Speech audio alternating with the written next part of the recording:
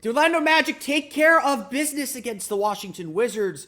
Why that is not enough with just 4 games remaining this season today on Locked On Magic.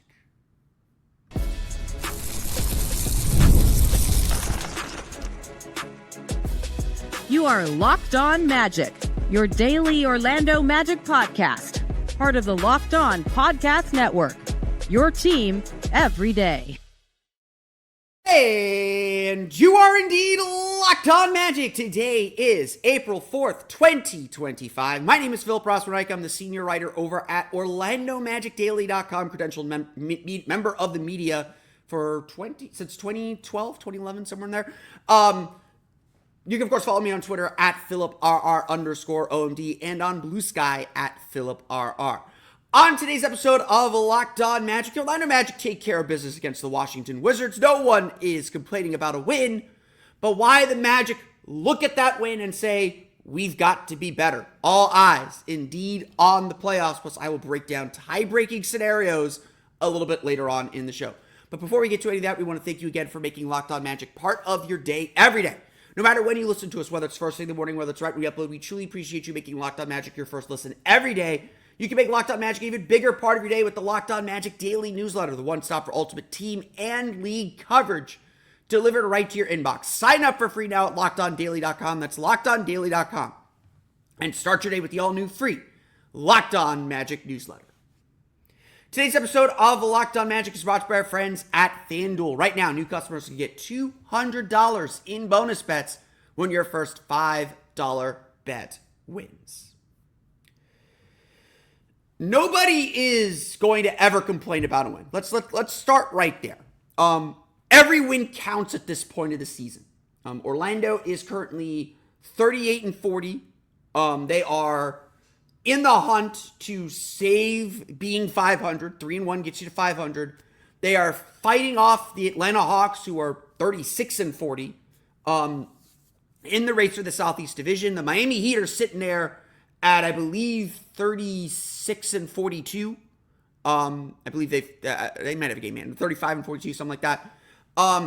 We're in a tight race. And look, I'm going to get to the tie-breaking scenarios, talk about standings, what you need to watch this weekend, coming up at the end of the show. The Orlando Magic aren't going to be upset at a win. I'm not upset at Thursday's win. It was a nice win. They took care of their business. It's just they played with their food. It's just that defensive intensity wasn't there. It's just that, yeah, Paolo Banchero and Franz Wagner are good enough to beat a team like the Wizards, especially with all the guys the Wizards had missing and out of their lineup. They're good enough to beat those guys. No offense to the Wizards.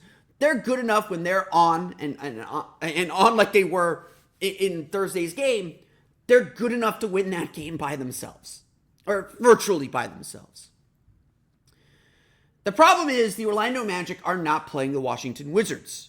That's not the opponent. The opponent is who they need to be ready for the Boston Celtics, the Cleveland Cavaliers, and let's go ahead and say it, the Atlanta Hawks. The Orlando Magic cannot afford to let up. The Orlando Magic cannot afford to not be playoff ready. And the Magic, I think, understood this as they went through the game against the Washington Wizards. Up by 16 at the half, it felt like Orlando was just kind of playing with their food a little bit. They had enough strong offensive spurts and strong defensive spurts to lock down this Wizards team and put the game seemingly away. But assistant coach Jesse Mermis spoke to Kendra Douglas at halftime of on FanDuel Sports Network Florida and said, we got to treat this like it's 0-0. We're not playing to our standard. We're not playing at the level that we need to play at. Because, again, they're not playing the Wizards. They're playing against the playoffs. They're playing against the way they need to play in the playoffs. So let me tell you this. If the Magic play like they did Thursday night, they're going to lose and lose bad.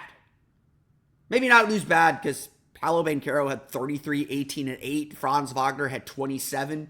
Maybe not lose bad because those guys are really good. But that was certainly not the playoff attention to detail, playoff focus, playoff intensity that this team's going to need. And guess what? The good news about this is you got 4 days off to kind of find it, get your body right, and then 4 straight opponents to close the season that better sharpen the irons. 4 opponents that are trying and gunning for everything they can. Maybe Boston won't be by the time they face them, but Boston's probably going to want to make a statement saying like, hey, don't get any ideas. We're going to beat you guys if you get us in a series. This is who the Magic are playing against. This is what the Magic are playing for at this point. The play-in's clinched. They're in the driver's seat for the 7 seed now. Everything is lining up for Orlando. But they have to be the ones to take advantage of it. And again, the way they played Thursday is not going to get the job done. Orlando let Bub Carrington get himself going from 3 early in the game. It was a very strange first quarter. Magic trailed 32-27. The Magic led 32-27. Then they put the hammer down because the Wizards just don't have a bench. No offense to Colby Jones, Jalen Martin, Tristan Vukovic, Anthony Gill. All of them were at least minus 12 in this game. They all, Gill had 4 points. None of them shot better than 40%. None of them shot better than 50%. The Magic bench destroyed the Wizards, and that is in both halves.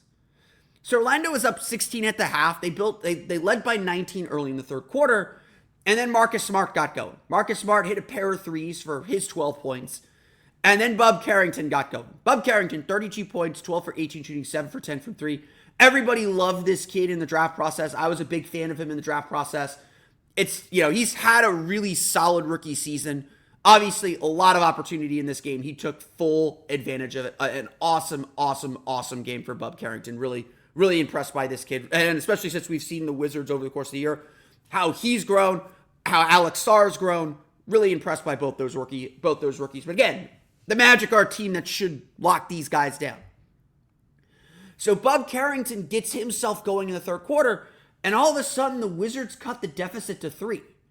The Magic go on a long scoring drought, which we know they are capable of doing, and it's kind of part of the deal.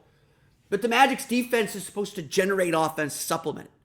Suddenly the Wizards had control over the pace. Suddenly the Wizards had the flow, had the rhythm, had everything, and the Magic had no answers.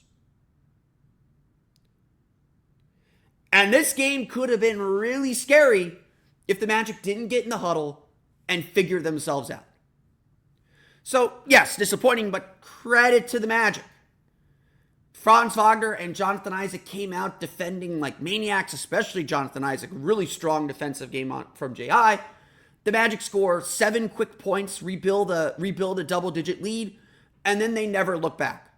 Like the game against San Antonio, Orlando put their foot down against a weaker opponent early in the fourth quarter, extended their lead out. Franz was steady throughout the fourth quarter, and then Paolo Banchero was the hammer to finish the game with some really strong scoring moves and passing as the Wizards tried desperately to slow them down. Eventually, the Wizards fell flat, and that's what you expect. Again, no offense to the Wizards. I'm sure Locked On Wizards is very happy with the loss. And this is the kind of loss that you kind of like because your young players showed something really interesting and positive. But you lost because your roster just isn't good enough, doesn't have the depth. We've been there. Trust us. The Magic did the job. Again, and I don't want to take anything away from that. But needing to do the job like this, it's about the consistency of effort. It's about the consistency and the intensity. I would rather be up by 25 and give away that lead down to 12 with your bench players like the Magic have in some previous games, like the Magic did, I think, the last time they played the Wizards. I'd rather the game be like that and your starters won the game by 25. This game, the starters needed to play heavy minutes. This game, Paolo had 38-57. Kentavious Caldwell-Pope played 32-51. Franz Wagner played 33-56. Paolo went heavy on his minutes. The Magic put their starters in with about 8 minutes left in the fourth quarter to make sure this game ended. But there's no more of these opponents left. No more of these opponents where you can make mistakes, where you can kind of ease your way through the game. The rest of the season, and that includes the postseason, is going to be about intensity. And so if the Magic have this hands-off approach, they're going to lose. And if that's what this game had to teach them, if that was this is the last time they could do this and this is the last time they can do this, then it is. Because the Magic aren't playing their opponents. They're playing the playoffs. They're playing to be ready for the playoffs. And Thursday was not it. We're going to go through the box score here in our second segment, how Paolo Banchero continues to assault the record books and assault the scoring sheet. We'll talk about his big game coming up here in just a moment. But first, today's episode of Locked On Magic is brought to you by our friends at 5 Hour Energy. Daylight savings snuck up on us again. It snuck up on me last night, and you're feeling that lost hour of sleep. Well, 5 Hour Energy has your back. The extra sunshine means more time for fun, but sometimes you need a little boost to power through. I certainly do, as these late nights for the playoffs and getting ready for the postseason, they've gotten me a little bit. I'm going to use this 4-day break to my advantage, get myself all ready for the big sprint to finish the season. Whether you're staying up late watching the NCAA tournament, squeezing in around a golf after work, or just trying to keep up with your busy day, 5 Hour Energy gives you that quick, refreshing pick-me-up whenever you need it. With basketball on through all hours of the night, 5 Hour Energy helps you stay up and stay ready for your next day. With longer days getting outside for a hike or a run, Tropical Burst is your go-to for a quick boost. Whether you're at a game or traveling, 5 Hour Energy is easy to grab and keeps you feeling refreshed. Head to 5hourenergy.com to find more than 15 flavors to choose from, including watermelon, blue raspberry, and peach mango. You can even build your own 12-pack or 24-pack delivered right to your door. If you need one now, grab a 5 Hour Energy shot at your local grocery or convenience store. They are literally everywhere. Stock up today and stay energized. Today's episode of Locked On Magic is also brought to you by our friends at Wayfair. Spring is here, and that means it's home project season. Whether you're refreshing a room or tackling a full renovation, Wayfair is the best kept secret for all things home improvement. From small updates like a stylish cabinet hardware to major upgrades like new vanities, sinks, or outdoor lighting, Wayfair has quality products for every budget. Their free and fast shipping makes it so easy. There's no hauling heavy items from the store, and their selection is simply incredible. They have top brands like GE and Moen at great prices, and shopping is seamless. You find exactly what you need to fit your space and style. Wayfair makes home improvement easy. Get started now at Wayfair.com. That's Wayfair, Wayfair.com. Wayfair, every style, every home.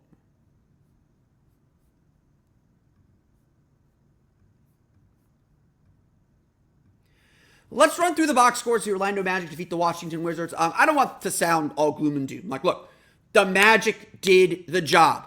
Can't complain. They did the job. They won the game, took care of their business. 28-21 in the fourth quarter, 29-18 in the second quarter. Gave them the leeway to have a bad third quarter. They scored only 20 points there. You're disappointed that the Magic aren't like sharp enough right now to just completely and thoroughly dominate the game. But honestly, even when Washington made their run in the third quarter to get it down to 3, it was just like we're one big run away from this game being completely over again. There was never a doubt the Magic were going to lose. And it's never a doubt because Paolo Banchero continues to just do incredible things and just continues to just really carry this team. And again, like I'll talk a little bit about where he needs to set the tone a little bit better, but 33 points, 11 for 24 shooting, 3 for 5 from 3, 8 for 10 from the foul line, 18 rebounds, his career high for him there, 8 assists. That's right. Paolo not only nearly had a 20-20 game, he nearly had a 30-point triple-double game with nearly 20 rebounds. Paolo, again, Washington just does not have the personnel to handle Paolo Banchero. And like, this is why the Magic are just so good. Like the Magic caught those teams after the All-Star break at the wrong time. Like Toronto, they faced Toronto without Paolo. They faced Toronto with Paolo, but he wasn't right very, very clearly, and that was a big reason why they lost those games. They play Toronto now, or if Paolo today played Toronto back in February, those games are over. Like Toronto has better personnel than Washington, so I don't want to maybe say that. So, we're going to count the losses that the Magic should have had, the 2 Utah games, the Portland games. Portland's not a bad team. Portland's got five fewer losses than Orlando. The Utah games for sure, the Toronto games for sure. The Magic have had some bad losses this year that they didn't take last year, and that's going to be something they'll have to straighten out in the offseason. But Washington just does not have the size or personnel to handle him. They tried doubling him. He was able to break through those double teams and make passes to open players. Again, Orlando goes 22 for 25 from the foul line, so they're making those free throws. They shoot 46.3% from the floor, which is pretty good for them. They're 11 for 30 from 3. Another game shooting better than 35% from 3. That's kind of the magic number for Orlando. And again, that 35% shooting is only like 18th in the league overall. They were able to get the ball moving. They didn't settle for threes necessarily. They found open people, and then in transition, Paolo just punished anybody that got in his way. Again, Magic had 13 fast break points on 5 fast break attempts. When the Magic they had 50 points in the paint. When the Magic pushed the pace, Paolo likes to play slow. He likes to kind of like sit and watch and kind of figure things out. When he plays fast, when he makes quick decisions, A, he's usually making the right decision, and B, he imposes himself on the game.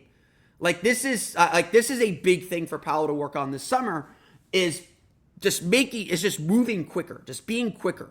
Because he's so good when he does it. Like, no one can stop him. Like, if he catches the ball in motion, there are very few players that can slow down a 6'10", 250 guy. And certainly Washington can't. And so Paolo just imposed himself and dominated this game really from start to finish. Again, my only complaint, he had 4 of the Magic's 12 turnovers. The complaint there, and 4 of them were team turnovers, so like 24-second shot clock violations, which was a weird problem in the third quarter. So he had half of the team's turnovers, essentially. The only problem with Paolo in this game was, Washington caught him on some double teams that he wasn't expecting. His handle's a little bit loose, so he'll lose the ball. Trying to draw fouls, he maybe needs to learn to be a little bit more of a foul merchant. Trying to draw fouls, he'll expose the ball and get it knocked away from him. So there are things that he has to work on to be the best version of himself, but he is getting there very, very quickly. Again, there's very little to complain about with Paolo Banchero these days. Maybe the mid-range shooting is starting to cool off a little bit, but when that happens, he's starting to duck his head to the rim. He's looking to move the ball a little bit more. As long as he's not forcing things, he is playing really well because he doesn't have to force things. If the offense is moving, he will find gaps that he can take advantage of because, again, no one can stop him.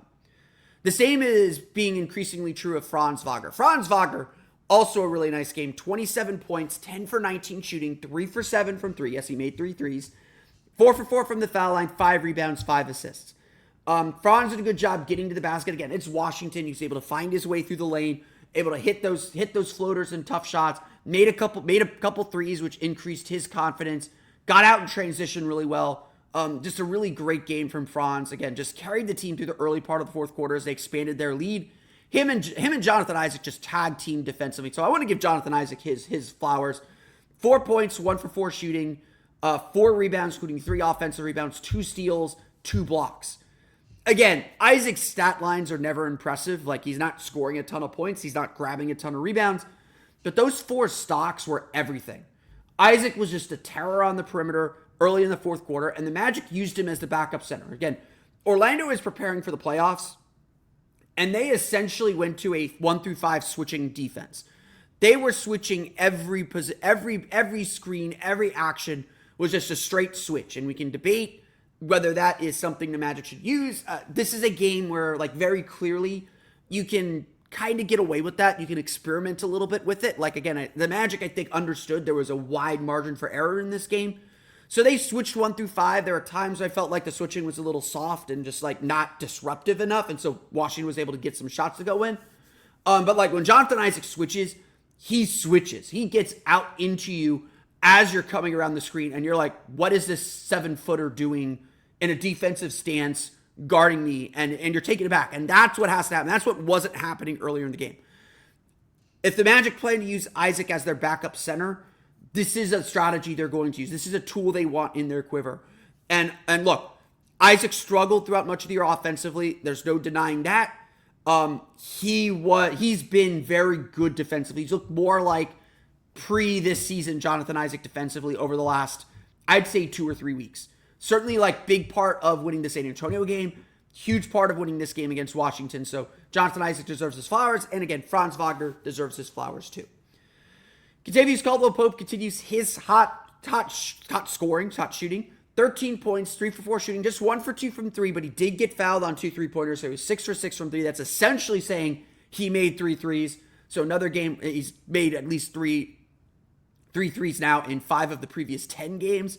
This would have been 6 if we count it that way, but 5 assists for Kenny as well. Kenny's playing well. Like, this is the Kentavious Caldwell-Pope the Magic signed up for. They wanted about 12 to 14 points per game from him. Games where, making 2 or 3 threes per game. Games where he makes 4 or 5 that really elevate this team's offense, is being the spacer. He is starting to make that space and starting to really be what the Magic signed him to be. So really strong showing from Kenny. Wendell Carter scored 8 of his 10 points in the fourth quarter. He was 5 for 9 from the floor, 0 for 2 from 3. Had 7 rebounds, 4 offensive. I thought did a really good job on Alex Sarr. Sarr had 10 points, 6 rebounds, 6 assists on 4 for 16 shooting. Was 0 for 5 from 3. Did a good job keeping him out of the paint. Dell, again, was switching on to, and Paolo did too, actually. Paolo switched on to Sarr a lot to help guards who switched on him in the switching scheme. Dell did a great job. I thought did a generally good job. He fouled a little bit too much. He had 3 fouls in the game. Was in foul trouble in the first half again. He's got to cut that out. Some of it's just he's trying to avoid fouls and just gets called for bump fouls. There's really some really soft fouls on him early in the game. But Carter's just got to stay confident. When he's confident, he is good enough to help this team in very meaningful ways. Magic didn't get a lot off the bench, only 22 points. Anthony Black was 3 for 10 for 6 points, 0 for 3 from 3. Magic typically don't win those kinds of games, so Magic are going to have to find some relief from the bench. Cole Anthony, 8 points, 2 for 5 from 3 in his second game back. The Orlando Magic defeat the Washington Wizards 109-97. They get to 38-40. They only have to go 3-1 to get to 500. Why that's important? Let's talk tie-breaking scenarios and what's ahead this weekend for the Orlando Magic as they sit and watch the games.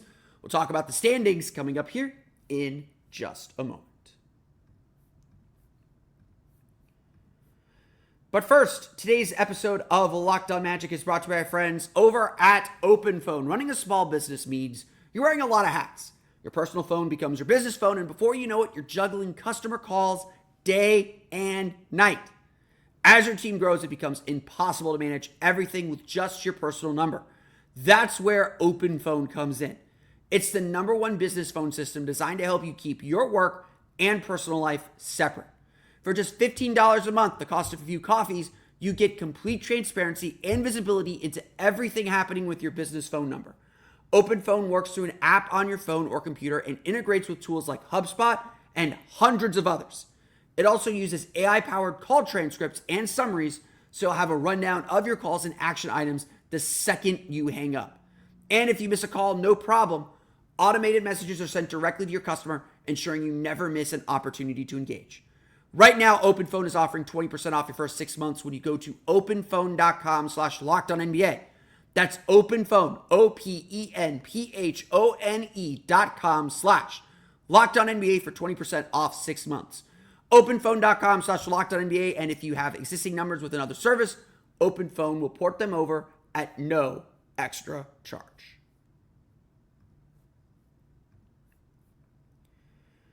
Well, we are here. The final 4 games of the season, the big one on Tuesday. The Orlando Magic take on the Atlanta Hawks, the first of 2 games against the Hawks to close the season.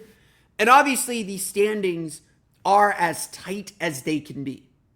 The Orlando Magic are 5 games behind the Detroit Pistons for 6th. Detroit's 42-34. Orlando can still technically catch the Pistons, but they'd have to win their final 4 games. The Pistons would have to lose their final 6. Again, Detroit's 5-5 in their last 10. Maybe that is something that could happen, but the Magic aren't gonna avoid the play-in at this point. So looking down behind them, The Atlanta Hawks are 1 game back. The win over the Wizards, the Hawks lost to the Mavericks on Wednesday, puts the Magic 1 game up on the Hawks at 38-40. The Hawks are 36-40. You will notice then, Atlanta has 2 games in hand. Those 2 games in hand come this weekend. Saturday, the Hawks will host the New York Knicks. Sunday, the Hawks will host the Utah Jazz, all before that big game Tuesday here in Orlando. Again, if you do not have your tickets for that, if that game is somehow not sold out, we need to sell that game out. That is a playoff game. Essentially, as we all suspected, the Magic season will come down to those final 2 games against Atlanta. Again, Tuesday, and then the season finale 1 week from Sunday. If the Magic win those 2 games, they clinch the 7 seed. That is official. If the Magic win those 2 games, they will clinch the 7 seed. How do we know this? Well, the most wins that the Hawks can have is 42. So that means the Magic's magic number to clinch the Southeast Division is 4. It's 4. So that means a Magic win or two Magic wins, any combination of 4 Magic wins or 4 Hawks losses would do the job. So Magic beat the Hawks twice. That's 2 Magic wins. That's 2 Hawks losses. That clinches the Southeast Division. So nothing else matters. And to that point, also involving the Heat. The Heat are 35-42 at the moment. And yeah, the Bulls are 34-42. That leads to some, I'll talk about the tiebreaker scenarios in a minute. The Heat are 35-42. If the Heat win their final 5 games and get to 40-42, and the Heat's makeup game, I believe, is Saturday against Milwaukee. That's when everyone will be even by the time we get to Sunday afternoon. The Heat can get to 40-42 as well. But the Magic's magic number to top the Heat is also 2. So again, 2 wins over the Hawks, and it's a done deal. Why is this so? Why do the Magic have an advantage over both Atlanta and Miami at this point? Well, obviously, if Orlando beats Atlanta twice, it's a 3-1 season series. The Magic win that season series. They win any direct tiebreaker with Atlanta, so it doesn't matter if Atlanta has the same record as them. They'll play them again and again in the play-in tournament. Miami, though, Orlando tied the season series. And so you go to the next tiebreaker, which is division record. This is all important. Now, let me roll back here. Chicago also 35-40 or 34-42. They have 6 more games left. They can get to 40-42. They won the season series with Orlando. So as long as Orlando is not directly tied with Chicago, the Magic win that tiebreaker. Or as long as the Magic are not directly tied with Chicago. If it's a 3-way tie, if it's like Orlando, Atlanta, Chicago, Orlando wins the tiebreaker as the Southeast Division champion. Division champion is the first tiebreaker in any 3-way ties. Yes, the Southeast the division still matter. Like, I'm not joking. These things still matter in the league.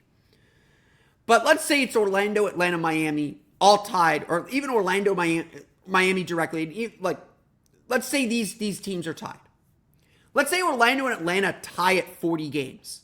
The Magic go 2-3 in their, or 2-2 in their final 4 games. Atlanta goes 4-2 in their final 6 games, and we're tied at 40-42. And assume the Magic split the season series with the Hawks. Well, the next tiebreaker is division record. And the Magic have a big advantage in division record. So long as the Magic and Hawks split, the Magic win the division record tiebreaker with Atlanta.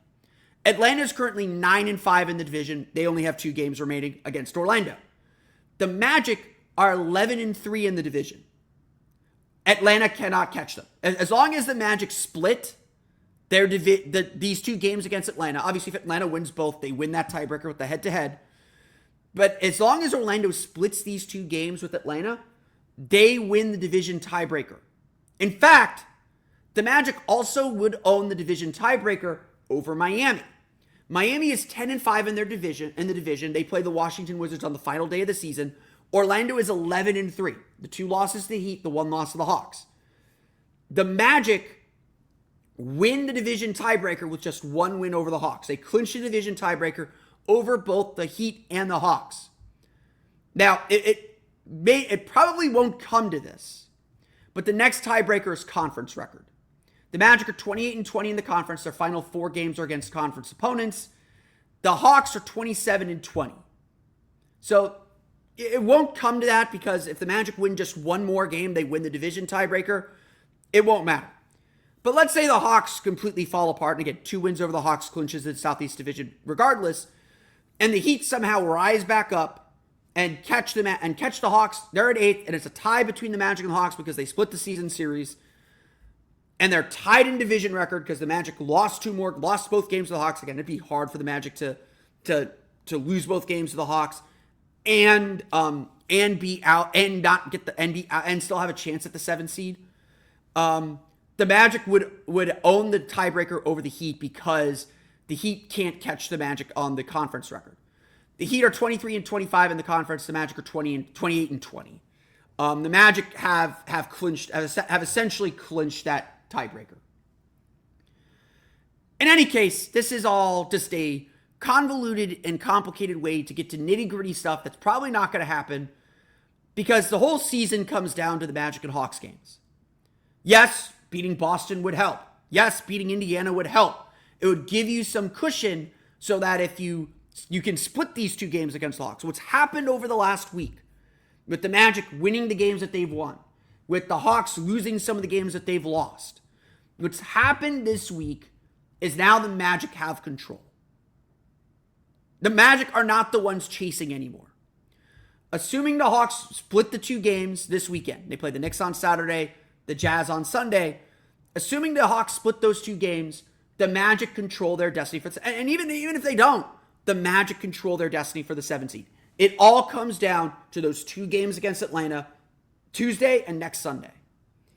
That's the season. Win those 2 games and you're in. Split those 2 games and you probably got to get one against Boston or Indiana. So Tuesday's a big day. Win that game and it's a 1-game season. No matter what happens against Boston or Indiana, it's a 1-game season. Tuesday is for control of the Southeast Division. Again, assuming Atlanta only splits these 2 games. They lose both games, get a little bit more wiggle room. But the Magic want to take care of home. They want to make a statement at home. They want to say, hey, don't get any ideas about coming into our building and taking the 7 seed from us. Because you still got to play them for it. But the Magic are in a really good spot. They are in a really strong position to take care of their business, get the 7 seed, win the Southeast Division, and yeah, all things considered, still have a shot at being 500. That's the path in front of the Magic. That's what's in front of them, and that's what we're focused on. Tuesday is gonna be Tuesday's a huge game. Like it's a huge game. Like again, if you don't have your tickets, go to Game Time. Go to wherever you go to buy tickets. Get your tickets to this game. It's a playoff game. The whole season is on the line Tuesday. You lose that game, Atlanta regains control, and you have to win that game Sunday in Atlanta. And maybe get another win somewhere. You win that game on Tuesday, you don't need to win any more games until you get to Atlanta. You just have to win the game in Atlanta. Again, that's not easy. I'm not saying that's in the bag or anything. But the path becomes a lot easier. The Magic have put themselves in a great position here entering the final week of the season. And that's all you can ask for is that it's your game, your control. You're not relying on anybody else to get the job done. That's going to do it for me today, though. I want to thank you all again for listening to today's episode of Locked On Magic. You, of course, find me on Twitter at @PhilipR_OMD. Find me on Blue Sky at PhilipRR. You can subscribe to the podcast on Apple Podcasts, Stitcher, TuneIn, Himalaya, Google Play, Spotify, Odyssey, and all the Philly podcasts to your podcast-enabled listening device. For the latest on the Orlando Magic, be sure to check out OrlandoMagicDaily.com. You can find us there on Twitter at OMagicDaily. And for even more Orlando Magic content, be sure to check out my Patreon page, Orlando Magic Hub, at patreon.com/Orlando Magic Hub. As always, thank you for your support. Now that you're done listening to us, be sure to check out the Locked On Magic Daily newsletter, the one-stop for ultimate team and league coverage delivered right to your inbox. Sign up for free now at LockedOnDaily.com. That's LockedOnDaily.com to start your day with the all-new free Locked On Magic newsletter. That's going to do it for us today, but we will be back Sunday afternoon at 5 p.m. We're going to get it done before the Hawks-Jazz game, so we won't be able to update that. But we will be back Sunday afternoon, 5 p.m., for a live mailbag episode of Locked On Magic. Bring me your questions. They can be about this season, the playoffs. We can get to some off-season stuff, some draft stuff. Bring your questions. You can drop them in the comments on our YouTube page at Locked On Magic, or we'll also be doing this on our X Spaces at O Magic Daily. I'm looking for your participation, get you ready for the last week of the regular season. We will see you Sunday at 5 p.m. for our live mailbag show. But until then, for Orlando Magic Daily and Locked On Magic, this has been Phil Prosper We'll see you all again next time for another episode of Locked On Magic.